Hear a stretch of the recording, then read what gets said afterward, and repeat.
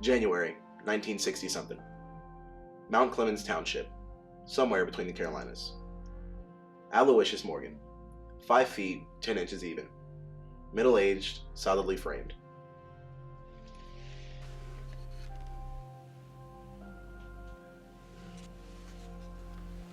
As winter began to wrap its cold fingers around the people of Mount Clement, the townspeople reclused into their homes, little more than keeping warm and well-fed on their minds. As it is each winter, the coldness broke down the webs connecting Mount Clement. With their agencies and paper boys, their milkmen and their law, riders, bakers, and plain folk all slowing to a retardando, the season itself their conductor, little word made its way around town. Aloysius Morgan, by all accounts, surmounted those broken webs. He wasn't well liked by most of the local farmers. A little rat. That's what he is, a rat. Actually, like a skunk. I've caught that varmint eating from my stock more times than I can count. He just makes me so mad, like, ah! Said James Bradley, local poultry and crop farmer.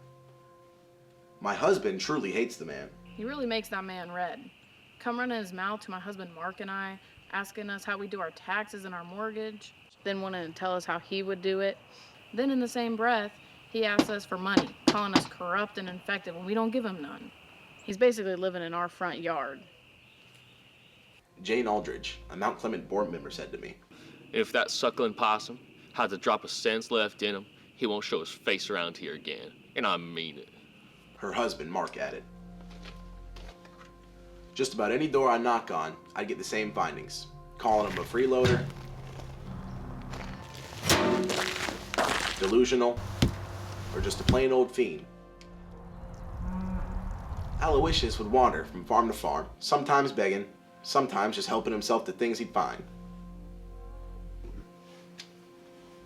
How did you meet Aloysius, and how did that go? Just saw him walking up one day. The boy looked real itchy. I'd run him off, but he'd just keep coming back again.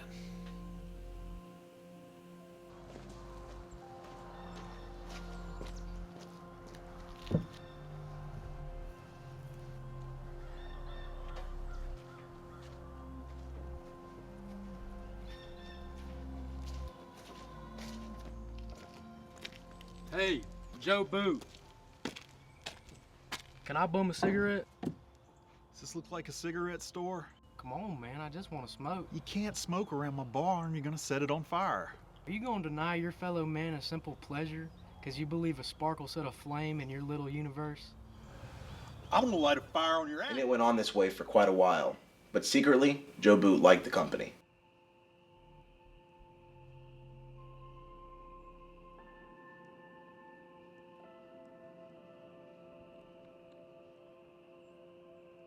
Eventually, I realized he wasn't any harm, so I let him hang around my place a bit. I figured he was better off there than getting in the way of some other folks who'd run out of patience with him a while back. I figured he might pitch in and help out with chores a little bit, but he really wasn't a pitch in kind of guy.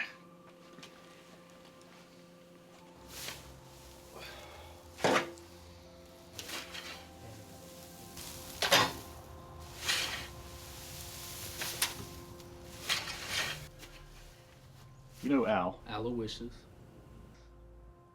Aloysius. All these questions you ask, all this talking you do, at the end of the day, where does it get you? What's it matter to you? Just looking out for you. Well, at the end of the day, after doing all this shoveling, I've at least got a clean barn. What have you got?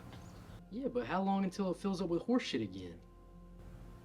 That's why you just have to keep shoveling. I'll tell you what.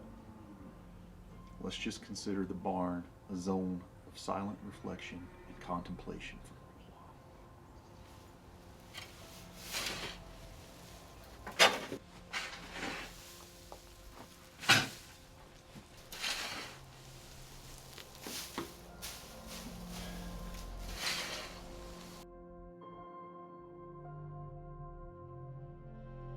He was always going on about something. I couldn't get a handle on most of the things that he said. He might have made a good preacher if he could have just focused on the good book. those things he said, they wouldn't track with a lot of the church folk around here. Not most of them, anyway. I guess he was alright.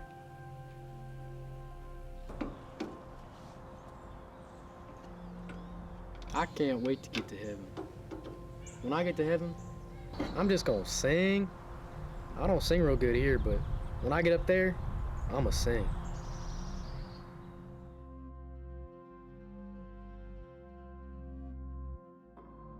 But suddenly, Aloysius wasn't around anymore. In all of his talking and all of his plans that he was always going on about, he never said nothing about leaving. And I don't think he was the kind to just go without saying goodbye. I fear he may have rubbed some of the wrong folks the wrong